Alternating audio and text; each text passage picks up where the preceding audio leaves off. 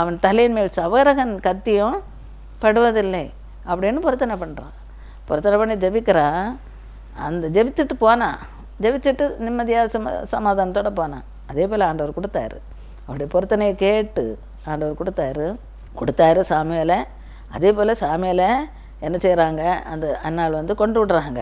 1 Samuel 1:25 அவர்கள் ஒரு காளையை பலியிட்டு பிள்ளையை ஏலியிடத்தில் கொண்டு வந்து விட்டார்கள். ஒரு காளையும் பலியிட்டுட்டு பிள்ளையை வந்து ஏலியிட்ட கொண்டு விட்டுறாங்க. 26 அப்பொழுது அவள், அதாவது கொண்டு வந்து விடும்போது அவள் என்ன சொல்கிறா ஏலியிட்ட, என் ஆண்டவனே, இங்கே உம்மண்டையிலே நின்று கர்த்தரை நோக்கி விண்ணப்பம் பண்ணின ஸ்திரீ நான் தான் என்று என் ஆண்டவனாகி உம்முடைய ஜீவனை கொண்டு சொல்லுகிறேன்.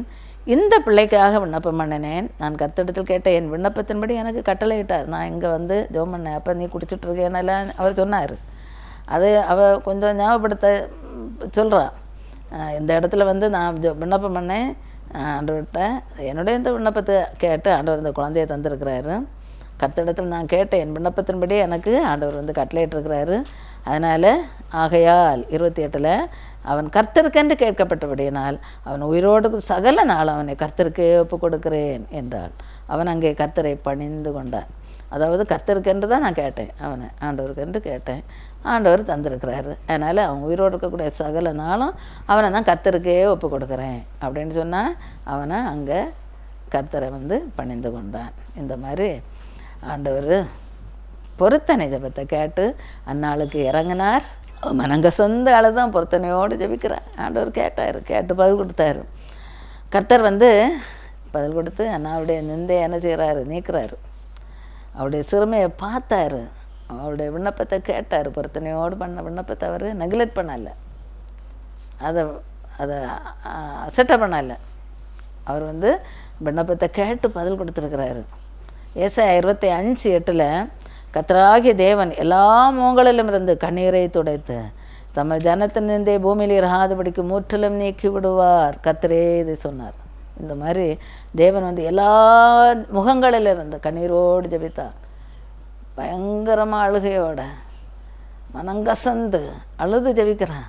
அந்த கர்த்தராகிய தேவன் எல்லா முகங்களிலும் இருந்து அந்த கண்ணீரை துடைத்து தம்ம ஜனத்தின் நிந்தையை, இவளுக்கு இருந்த நிந்தையை ஆண்டவர் சாமியில கொடுத்து நிந்தையை என்ன செய்கிறாருன்னா துடைத்து தம்ம நிந்தையை பூமியில் இராதபடி முற்றிலும் நீக்கி விடுவார். கர்த்தரே இதை சொன்னார். ஆண்டவர் வந்து நிந்தையெல்லாம் நீக்கி விடுவார்.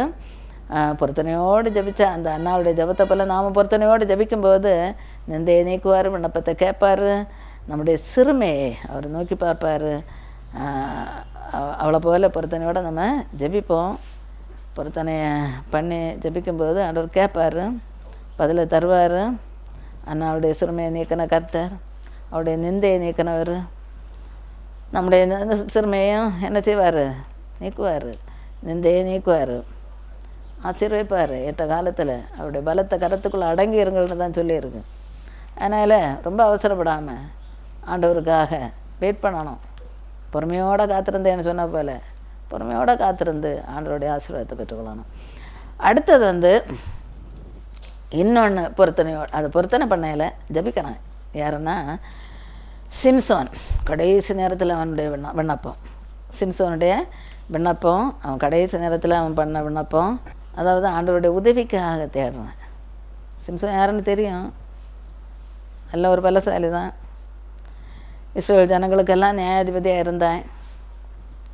ஒரு ராஜா போல் ராஜாஸ்தானத்தில் இருந்தவன். என்ன ஆச்சுன்னா இச்சைகளுக்கு உட்படுறான். அதனால் கண்களெல்லாம் பிடுங்கப்படுகிறது. இச்சைகளுக்கு உட்பட்டதுனால தெளியலா மேலே மோகம் கொண்டு அவள்கிட்ட ரகசியத்தை எல்லாம் சொல்லி கடைசியில் என்ன ஆச்சுன்னா கண்கள் பிடுங்கப்படுகிறது. அப்புறம் கண்களை இழக்கிறான். மாவரைக்கக்கூடிய வேலை கொடுக்கப்படுகிறது, செய்கிறான். அப்புறம் என்ன செய்கிறாங்கன்னா ஒரு வேடிக்கை பொருளாக மாற்றுக்கிறாங்க. அவனை அலங்கோலமாக்கப்பட்டு பரிதாபமான நிலைமைக்கு ஆக்கப்பட்டான். அந்த மாறுபட்ட ஒரு நிலைமையில், பரிதாபமான நிலைமையில், அலங்கோலமான நிலைமையில் கடைசி நிமிஷத்தில் என்ன செய்கிறான்னு ஆண்டவரை நோக்கி விண்ணப்பம் பண்ணுறான். அந்த ஜெபத்தை ஆண்டவர் கேட்குறாரு. அதாவது கர்த்தரை நோக்கி என்ன செய்கிறான்னா உதவிக்காக ஆண்டவரே இந்த உதவி செய்யணும் கேட்குறான். அந்த தெளியலால் மேலே மோகம் கொண்டு கண்களை இழந்து பலனை இழந்து கர்த்தர் கொடுத்த அபிஷேகத்தையும் இழந்து பரிதாபமான நிலைக்கு உள்ளாகி வேடிக்கை பொருளாகி வேடிக்கை காட்டுறதுக்காக பெலிஸ்தர் என்ன செய்கிறாங்கன்னா ஒரு மண்டபத்தில் அவனை வருத்தி இருக்கிறாங்க. அவனை கூட்டிகிட்டு வந்தாங்க. அந்த மண்டபத்தில் கூட்டிகிட்டு வந்து அவனை வேடிக்கை பொருளாக்கி வேடிக்கை காட்ட வச்சு எல்லாரும் அப்படியே ஆரவாரிச்சிட்ருக்குறாங்க மண்டபத்துக்குள்ளால இருந்து. இந்த மாதிரிப்பட்ட அந்த சூழ்நிலையில் இவனை பரியாசம் பண்ணி நிந்திக்கிற இந்த சூழ்நிலையில் இவன் ஆண்டவரை நோக்கி கூப்பிடுறான், முறையிடுகிறான்.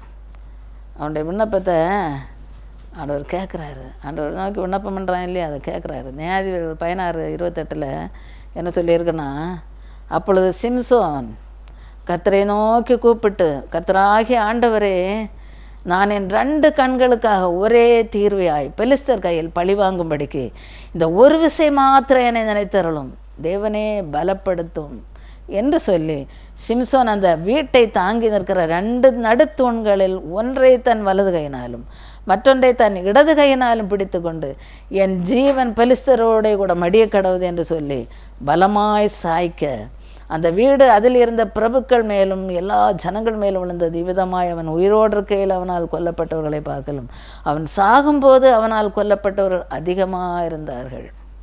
இங்கே என்ன செய்கிறான், கடைசி நேரத்தில் ஜெபம் பண்ணுறான், ஆண்டவரே என்னுடைய 2 கண்களுக்காக ஒரே தீர்வையாய் நான் பெலிஸ்தர் கையில் பழி வாங்கணும், அதனால் இந்த ஒரு விஷயம் மாத்திரம் என்னை நினைத்தருளும் அப்படின்னு சொல்லிட்டு ஜெபம் பண்ணுறேன். இந்த ஒரு விஷயம் மாத்திரம் என்னை பலப்படுத்துங்க ஆண்டவரே, என்னை நினைத்தரலுங்க அப்படின்னு சொல்லிட்டு ஜெபம் பண்ணுறேன். இப்படி ஜெபம் பண்ணிட்டு என்ன செய்கிறேன், நான் அந்த வீட்டை தாங்கியிருந்த அந்த சின்ன ஒரு பையன் கூட்டிகிட்டு போவேன்.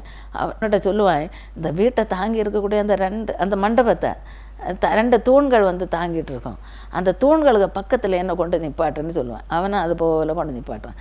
ஒன்றை தனது வலது கையினால் பிடிப்பான், இன்னொன்று இடது கையினால் பிடிச்சிட்டு அவன் ஜெபத்தை பண்ணிவிட்டு பலப்படுத்த ஆண்டவரேன்னு சொல்லிட்டு ஜெபம் பண்ணிவிட்டு என்ன செய்கிறேன், நான் ஒரு குலுக்கு உடனே எல்லாம் என்ன செய்யறேன், வீடு அப்படியே இடிஞ்சு எல்லார் மேலேயும் விழுந்து எல்லாரும் செத்து போனாங்களாம்.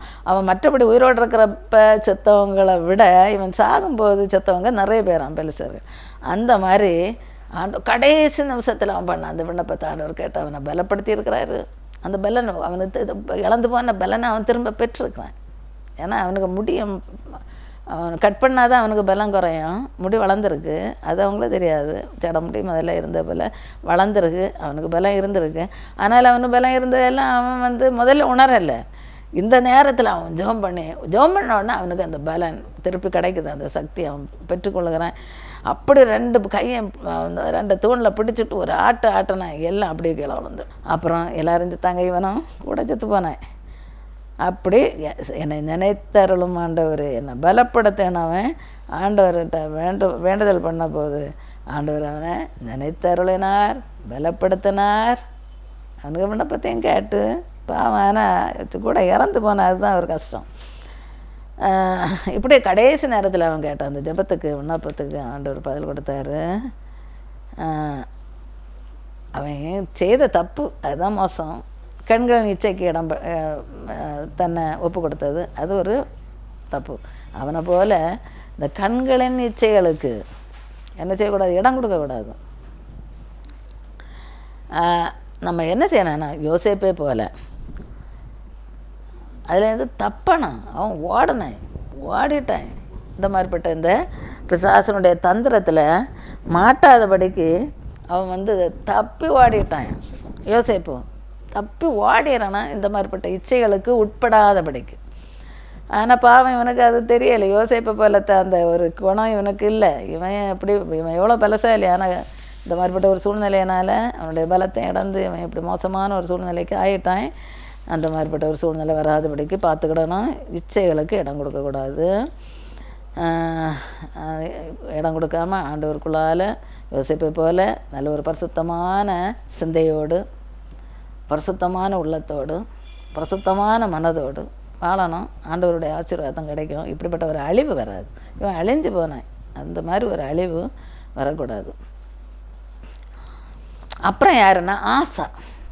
அவன் தன்னுடைய பகைவரன் கைக்கு கையிலேருந்து தப்பி வைக்கப்படுறதுக்காக அவன் கர்த்தரை நோக்கி ஜெபம் பண்ணுறான். பகைவர்கள் எனிமீஸ் அட்டாக் பண்ணுறாங்க. அப்போ அவங்க அட்டாக் பண்ணும்போது, அவங்க தாக்கும்போது, எனிமீஸ் அந்த எதிரிகள் வந்து தாக்கும்போது இவன் வந்து ஆண்டவரை நோக்கி ஜெபம் பண்ணுறான். எப்படி அவன் ஜெபிக்கிறான்னா 2 நாளாகும் 14:11 சொல்லியிருக்கு. ஆசா தன் தேவனாகிய கர்த்தரை நோக்கி கூப்பிட்டு, கர்த்தாவே, பலமுள்ளவனுக்காகலும் பலனற்றவனுக்காகலும் உதவி செய்கிறது உமக்கு லேசான காரியம். எங்கள் தேவனாகிய கர்த்தாவே, எங்களுக்கு துணை நெல்லும். உம்மை சார்ந்து உம்முடைய நாமத்தில் ஏராளமான இந்த கூட்டத்திற்கு எதிராக வந்தோம். கர்த்தாவே, நீர் எங்கள் தேவன், மனுஷன் உம்மை மேற்கொள்ள விடாதேயும் அப்படின்னு. அடுத்தது, அப்பொழுது கர்த்தர் அந்த எத்தியோப்பியரை ஆசாவுக்கும் யூதாவுக்கும் முன்பாக முறியடித்ததினால் எத்தியோப்பியர் ஓடிப்போனார்கள். 13 அவர்களை ஆசாவும் அவனோடு இருந்த ஜனங்களும் கேரார் மட்டும் துரத்தினார்கள். எத்தியோப்பியர் திரும்ப பலன் கொள்ளாதபடிக்கு முறிந்து விழுந்தார்கள். இவன் கடைசியாக ஜெபிச்சது அந்த எனிமீஸ்கிட்ட இருந்து அந்த எதிரிகள்கிட்ட இருந்து தப்புறதுக்காக. ஆசா, ஆண்டவரே, பலன் உள்ளவனுக்காக பலனற்றவனுக்காக உதவி செய்கிறது உமக்கு லேசான காரியம். கர்த்தாவே, எங்களுக்கு துணை செய்யும். நீர் உமக்கு லேசு, எங்களுக்கு முடியாது. நீர் எங்களுக்கு உதவி செய்யுங்க ஆண்டவரே. உம்முடைய நாமத்தினால உம்மை நம்பி தான் நாங்கள் அந்த ஏராளமான கூட்டத்தை எதிர்த்து நாங்கள் வந்திருக்கிறோம். நீர் எங்களை கைவிட்டுறாதையும், நீர் எங்களுக்கு எதிராக வந்து நெல்லும், நீர் எங்களுக்காக யுத்தம் பண்ணும், நீர் எங்களுக்கு ஜெயத்தை தாரும். மனுஷன் நீர் இந்த இந்த இதுகிட்ட நாங்கள் தோத்தேன்னா நீர் தோத்ததுக்கு அர்த்தம், நாங்கள் ஜெயித்தேன்னா நீர் ஜெயித்ததுக்கு அர்த்தம். அதனால் மனுஷன் உண்மை மேற்கொள்ள விடாது அப்படின்னு சொல்கிறேன். அப்படி சொல்லிக்கிட்டு யுத்தம் பண்ண போகிறேன். ஆண்டவர் என்ன செய்கிறாருன்னா, எத்தியோப்பியரை ஆசாவுக்கும் யூதாவுக்கும் முன்பாக முறியடித்தார். அதனால் எத்தியோப்பியர் விழுந்தாங்க, ஓடி போயிட்டாங்க. எத்தியோப்பியர் ஓடி போனாங்க. எங்கே வரையில் துரத்துனாங்கன்னா கேரார் மட்டும் துரத்தினார்களாம். அப்புறம் எத்தியோப்பியர் திரும்ப பலன் கொள்ளாதபடிக்கு முறிந்து விழுந்தார்கள். எல்லோரும் முறிந்து விழுந்தார்களாம். திரும்பி அவங்களால எழும்ப முடியாத அளவுக்கு திரும்ப பலன் கொள்ளாதபடிக்கு முறிந்து விழுந்தார்கள். ஏன்னா யுத்தம் பண்ணது கர்த்தர். அதனால் இவன் ஜெபித்தான், ஆண்டவர் யுத்தம் பண்ணார். ஜெயம் இந்த ஆசாவுக்கு கிடச்சிது. கர்த்தருக்கு அவருடைய சேனைக்கு முன்பாக நொறுங்கி போனார்களாம் அந்த எத்தியோப்பியர். அவர்கள் மிகுதியாய் கொள்ளை எடுத்து எருசலேமுக்கு திரும்பினார்கள். பிறகு என்ன செய்தாங்கன்னா, நிறைய கொள்ளை அடிச்சுட்டு அவங்கள்ட்ட இருந்து எல்லோரும் செத்து போனாங்க, முறிஞ்சு விழுந்தாங்க, ஓடினவங்க எல்லாத்தையும் விட்டுட்டு ஓடினவங்க எல்லாம் உண்டு, எல்லாத்தையும் கொள்ளை அடிச்சுட்டு இவங்க எருசலேமுக்கு திரும்பி வந்தார்கள் அப்படின்னு பார்க்குறோம். இப்படி சத்ருவுடைய கைக்கு தப்பி வைத்து ஆசாவுக்கு ஒரு வெற்றியை ஆசா வெற்றி பெறும்படி ஆண்டவர் வந்து செய்தார். அப்படி வெற்றியை கொடுத்த அந்த ஆண்டவர் நம்மையும் சத்துருடைய கையில் இருந்து தப்பி வைக்க வல்லவர். நாம் அவனை போல் ஜெபிக்கும்போது நம்மவே என்ன செய்யார், தப்பி வைப்பார். எரேமியா 1:8 நீ அவர்களுக்கு பயப்பட வேண்டாம், உன்னை காக்கும்படிக்கு நான் உன்னுடனே இருக்கிறேன் என்று கர்த்தர் சொல்லி. கர்த்தர் என்ன சொல்கிறாரா, நீ அவங்களுக்கெல்லாம் பயப்படாத, உன்னை காக்கும்படிக்கு நான் உன்னோட இருக்கிறேன் அப்படின்னு. நான் உன்னுடனே இருக்கிறேன். எதுக்கு? உன்னை காக்கும்படிக்கு. அதனால் பயப்படாத, எதை கண்டும் பயப்பட வேண்டாம். கர்த்தர் நம்மோடு இருக்கிறார். ஆண்டவர் நம்மோட இருக்கும்போது எதுக்கு பயப்படணும்? பயப்படக்கூடாது. அதனால் அவர் சத்துருடைய இஷ்டத்துக்கெல்லாம் ஒப்பு கொடுக்க மாட்டார். நமக்காக நம்மோடே யுத்தம் பண்ணுகிறவர், நம்மோடே கூட வருகிறவர், நமக்கு ஜெயத்தை பெற்று தருகிறவர் நம்முடைய ஆண்டவராகிய கர்த்தர். அதனால் நம்ம அவரை உறுதியாக பெற்றுக்கொள்ளணும், அவரை நம்பி இருக்கணும், அவரை சார்ந்து அவருக்கு பிரியமானபடி வாழணும். ஆண்டவர் என்ன சொல்லியிருக்கிறாரு, நான் உன்னை விட்டு விலகுவதும் இல்லை, உன்னை கைவிடுவதும் இல்லை. அவர் நம்மை காப்பார், நம்ம தப்பி வைப்பார், நம்ம விடுவிப்பார். அதனால் அப்படிப்பட்ட ஆண்டவரை நம்ம நம்பணும், அவரை விசுவாசிக்கணும், அவரை பற்றி கொள்ளணும். அவரை விட்டு தூரம் போகக்கூடாது. பாவம் செய்துட்டு அக்கிரமம் செய்துட்டு வெளியே தூரம் போயிடக்கூடாது. அவரை உறுதியாக பற்றி கொண்டு அவரை நம்பி அவரை சார்ந்து வாழணும், அவருக்கு பிரியமாக வாழணும், பசுத்தமாக வாழணும், அவருடைய ஆசீர்வாதத்தை பெற்றுக்கொள்கிறவர்களாக இருக்கணும். அடுத்தது வந்து எப்படி தேடணும் என்ன ஆண்டவரை? உபவாசத்தோடு தேடுகிறது. இது என்னன்னா,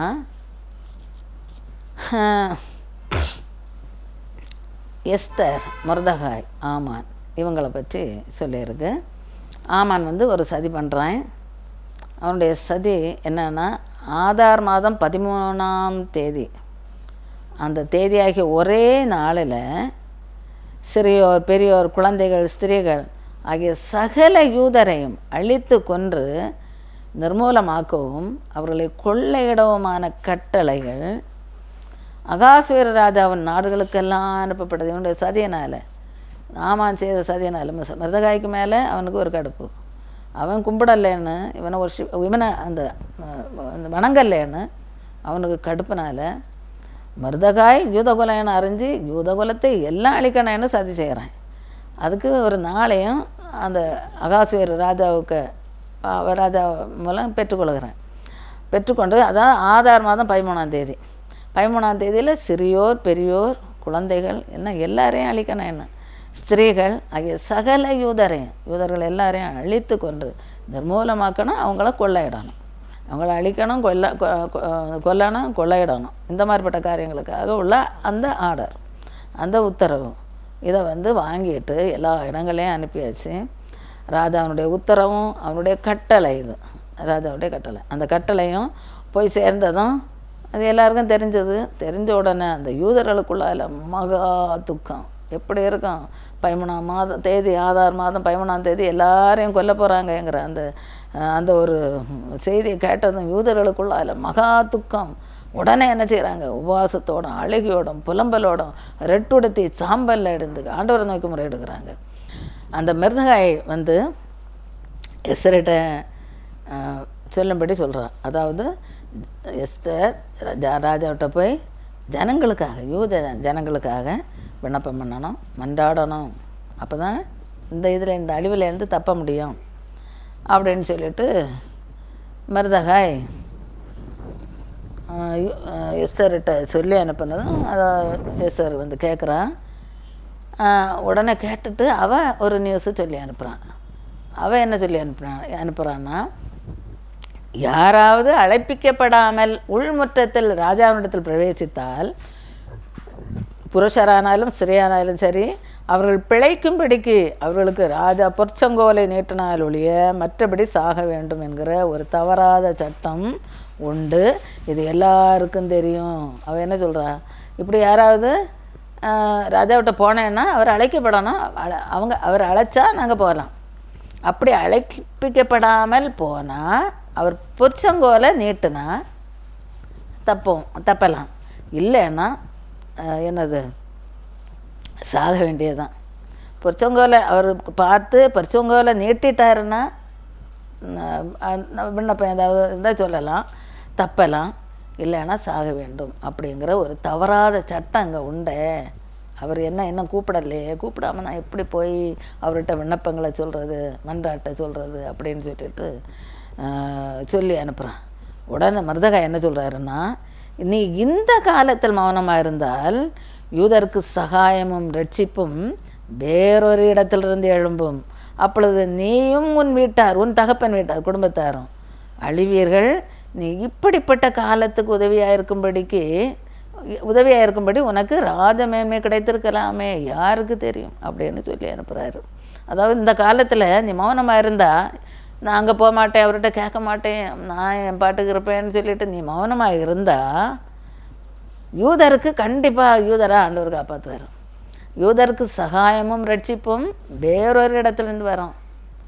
வேறு எங்கே இருந்தாவது ஆண்டவர் ரட்சிப்பை அனுப்புவார், அவர் காப்பாற்றுவார். அந்த மாதிரி அப்படி அவர் வேறு இடத்துலேருந்து ஜனங்களை காப்பாற்றும்போது நீயும் உன் தகப்பன் குடும்பத்தாரும் அழிவீர்கள். நீ இப்படிப்பட்ட காலத்துக்கு உதவியாக இருக்கும்படி உனக்கு ராஜமேன்மை கிடைத்திருக்கலாம். இப்போ நீ ராணியாக இருக்கிறது இதுக்காக தான், இந்த மாதிரிப்பட்ட காலத்துக்கு உதவி செய்கிறதுக்காக தான் ஆண்டவர் இந்த உன்னை இப்போ ராணியாக வச்சுருக்கிறாரு. அதனால் யாருக்கு தெரியும், அதுக்காக தான் வச்சுருக்கிறான். நீ அதனால் இந்த டைமில் நான் போனால் சாக வேண்டிய வரும் அப்படின்னு எல்லாம் நினச்சிட்டு நீ போகாமல் இருந்தா, அதனால் உனக்கும் தகப்பன் குடும்பத்தாருக்கு தான் அழிவை தவிர யூதருக்கு ரட்சிப்பு சகாயம் எங்கே இருந்தாவது கிடைக்கும் அப்படின்னு ரொம்ப காட்டமாக சொல்லி அனுப்புகிறாரு. உடனே எஸ்தர் என்ன செய்கிறா, 4:16 சொல்லியிருக்கு, நீர் போய் சூசானில் இருக்கிற யூதரை எல்லாம் கூடி வர செய்து 3 நாள் அல்லும் பகலும் புசியாமலும் குடியாமலும் இருந்து எனக்காக உபவாசம் பண்ணுங்கள், நானும் என் தாதிமார் உபவாசம் பண்ணுவோம். இவ்விதமாய் சட்டத்தை மீறி ராஜாவிடத்தில் பிரவேசிப்பேன், நான் செத்தாலும் சாகிறேன் என்று சொன்னாள். அதாவது நீர் ஒரு காரியம் செய்யுங்க, நான் போகிறேன், நான் செத்தாலும் சாகிறேன், பரவாயில்லை, நான் தைரியமாக போகிறேன், ஆனால் எனக்காக என்ன செய்யுங்க, யூதரையெல்லாம் கூட்டி 3 நாள் அல்லும் பகலும் புசியாமலும் குடியாமலும் எனக்காக நான் போய் ராஜாவிட்ட போய் நிற்கணும், அதுக்கு எனக்கு தைரியம் வேணும், அதுக்காக உபவாசம் பண்ணுங்க. நானே என் தாதிமாரை இங்கே உபவாசம் பண்ணுறோம், உபவாசம் பண்ணி முடிச்சுட்டு நான் தைரியமாக போகிறேன். சட்டத்தை மீறி நான் போகிறேன். அப்படி ராஜாவிட்ட நான் போய் கேட்குறேன். நான் ஒரு வேளை புரிச்சங்கோல நீட்டாமல் இருந்தால் நான் சாக தான் செய்யணும், செத்தாலும் பரவாயில்ல, செத்தாலும் சாகிறேன் அப்படின்னு அவர் சொல்கிறான். உடனே எல்லாரும் என்ன செய்கிறாங்க, உபவாசம் பண்ணுறாங்க. உபவாசம் முடிஞ்சதும் அவர் ராஜாட்ட போகிறா. இவ்வளவு உபவாசம் பண்ணினா இவ்வளவு தாதிமாரும் அங்கே எல்லா ஜனங்களும் சேர்ந்து மருதகாய் அவங்க யூத ஜனங்கள் எல்லோரும் சேர்ந்து உபவாசம் பண்ணுறாங்க. பண்ணி முடிச்சுட்டு இவன் போகிறான். அந்த உபவாசத்து ஜெபத்தை ஆண்டவர் கேட்குறாரு. ராஜா உடனே பொரிச்சங்கோலை நீட்டுகிறான்.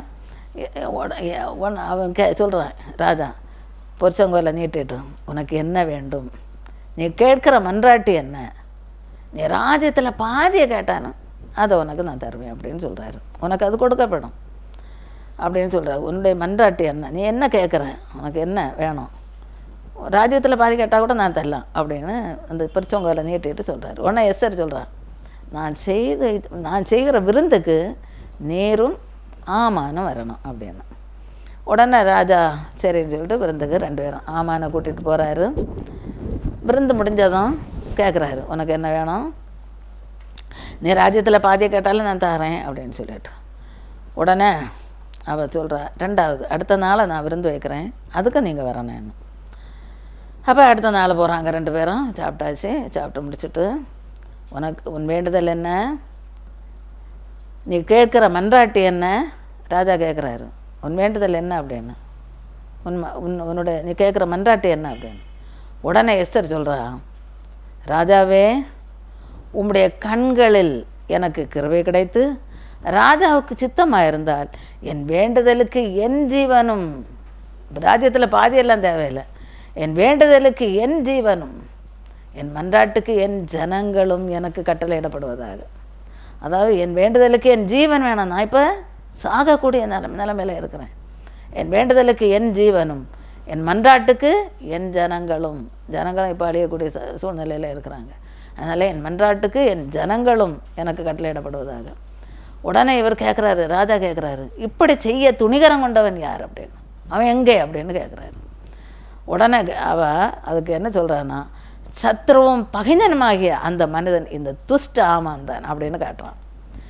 உடனே ஆமானுக்கு மேலே ராஜாவுக்கு பயங்கர கோபம் வருது. கோபம் வந்தோடனே அடுத்தது நடக்கும். ஆமாம், சில காரியங்களெல்லாம் நடந்து அது முடிஞ்சு இந்த மாதிரி ஆமான் நினைத்த அவனுடைய அந்த பொல்லாத யோசனை அவனுடைய தலையின் மேலே விழும்படி ஆண்டவர் செய்தார்.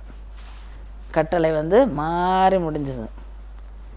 ஆமாம், இந்த முருதகாயெல்லாம் தூக்கலைட்டு கொள்றதுக்காக தூக்கு மேடையெல்லாம் செய்து வச்சுருந்துருக்குறேன். அந்த தூக்கு மேடையில் இந்த ஆமானே பண்ணாங்க. அவனுக்கு குடும்பம் தான் அழிஞ்சு, யூதர்களையெல்லாம் அழிக்கணும்னு அவன் திட்டம் போட்டான். அதுக்கு பதில் அவனுக்கு குடும்பம், அவனுக்கு ஆட்கள், எனிமீஸை அந்த யூதர்கள் மேற்கொள்ளும், யூதரின் பகைஞர் அவர்களை மேற்கொள்ளலாம் என்று நம்பினார்களே அந்த நாளிலே தானே யூதரானவர்கள் தங்கள் பகைஞரை மேற்கொள்ளும்படிக்கு காரியம் மாறுதலாக முடிந்தது. இப்போ காரியம் மாறுதலாக முடிஞ்சு யூதர்கள் எல்லாரும் அழியக்கூடிய அந்த நாளில் அழிஞ்சு அவங்களையெல்லாம் மற்றவங்க எனிமீஸ் கொண்டிருப்பாங்க. ஆனால் அந்த நாள் இப்போ காரியம் மாறுதலாக முடிந்ததுனால யூதர்கள் தங்கள் பகைஞரை மேற்கொள்ளக்கூடிய ஒரு சூழ்நிலையில் மாறிச்சது. அப்படியே ஆச்சு. காரியத்தை மாறுதலாக முடிய பண்ணுகிறேன் நம்முடைய ஆண்டவராகிய கர்த்தர். யூத ஜனங்களை காப்பாற்றின போல நம்ம என்ன செய்வார், காப்பாற்றுவார். அந்த இவளுக்கு ஒரு தியாகம் எஸ்தருக்கு, அந்த தியாக இதனால் அவள் உபவாசத்தோடு ஆண்டவர்கிட்ட வேண்டுதல் செய்துட்டு எல்லோரும் சேர்ந்து வேண்டுதல் செய்துட்டு போனதுனால ஆண்டவர் என்ன செய்கிறாருன்னா, அந்த அழிவிலிருந்து, பெரிய அழிவிலிருந்து அவளையும் காப்பாற்றுக்கிறாரு, மருதகாயும் காப்பாற்றுக்கிறாரு, யூத ஜனங்கள் எல்லாரும் ஆண்டவர் காப்பாற்றுக்கிறாரு. இப்படி எல்லாரும் தப்பிக்கப்படுகிறாங்க அழிவிலிருந்து. அந்த பகைவரன் பற்களுக்கு இரையாக ஒப்புக்கூடாது இருக்கிற ஆண்டவருக்கு அவங்க நன்றி செலுத்தினாங்க. எல்லா சத்துருடைய கைகளுக்கும் அவர்கள் தப்பி வைக்கப்பட்டார்கள், மீட்கப்பட்டார்கள். அவங்க எல்லாரும் பகைவர்களை மேற்கொள்ளக்கூடிய அந்த அதிகாரத்தை பெற்றார்கள். எதனாலேன்னா அவர்களுடைய அழுகையின் சத்தம் எங்கே போச்சு, பரலோகத்துக்கு, கர்த்தருடைய சந்நிதியில் போய் சேர்ந்தது. ஏன்னா அழுது ஜெபம் பண்ணாங்க. உபவாசத்தோடு, சாப்பிடாமல் குடிக்காமல், உண்ணாமலும் குடிக்காமலும், சாப்பிடாமல் குடிக்காமல் உபவாசத்தோடு அழுது எவ்வளோ வேதனையோடு ஜெபிச்சிருப்பாங்க. அப்படி தேவனை தேடினால அவருடைய ஆண்டவர் என்ன செய்கிறாரு? மீட்டுக்கொள்கிறாரு. அவர்கள் துக்கத்தை சந்தோஷமாக மாற்றினார். அதனால் நாமும் உபவாசத்தோட கண்ணீரோட நம்மளும் வேதனை நேரங்கள்லாம் கண்ணீரோட வேதனையோடு ஆண்டவரை நோக்கி விண்ணப்பம் பண்ணும்போது ஆண்டவர் நமக்கும் பதில் செய்வார். அவங்களுக்கு பதிலளித்து அதே ஆண்டவர் தான் நமக்கும் பதில் செய்வார். சத்துருடைய பிடியிலேருந்து நம்ம தப்பி வைப்பார், அழிவில் இருந்தால் காப்பாற்றுவார், நம்முடைய துக்கத்தையும் சந்தோஷமாக மாற்றுவார். புலம்பல் 3:25 தமக்கு காத்திருக்கிறவர்களுக்கும் தம்மை தேடுகிற ஆத்துமாவுக்கும் கர்த்தர் நல்லவர். தமக்கு காத்திருக்கிறவர்களுக்கு, அப்புறம் தம்மை தேடுகிறவர்களுக்கு ஆண்டவர் நல்லவராக இருக்கிறார். அதனால் அவருக்காக காத்திருக்கணும், அவரை தேடணும், அவருடைய ஆசீர்வாதத்தை நம்ம பெற்றுக்கொள்ளணும்.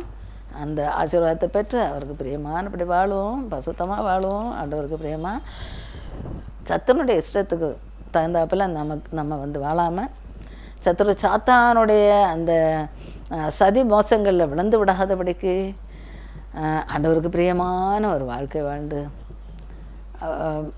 ஆண்டவரோட ஒரு ஐக்கியமாக இருக்கணும். ஜெபத்தின் மூலம் உபவாசம் பண்ணினாலும் சரி, பொருத்தனை பண்ணி ஜெபித்தாலும் சரி, எப்படியாவது ஜெபம் பண்ணி ஆண்டவருக்குள்ளால் நிலைத்திருந்து அவருடைய ஆசீர்வாதத்தை பெற்றுக்கொள்ளணும். எல்லா சாபக்கேடுகள் இருந்தோம், எல்லா அழிவில் இருந்தோம், எல்லா வியாதி கட்டிருந்தோம், எல்லா இக்கட்டுகள் இருந்தோம், நெருக்கங்கள் இருந்தோம், எல்லாத்துல இருந்தோம் ஒரு விடுதலையை பெற்றுக்கொண்டு சமாதானத்தோடு வாழணும். அதுக்கு ஆண்டவரை உறுதியை பெற்றுக்கொள்வோம். ஆண்டவர் அதுக்கு உதவி செய்வாராக. ஆமென்.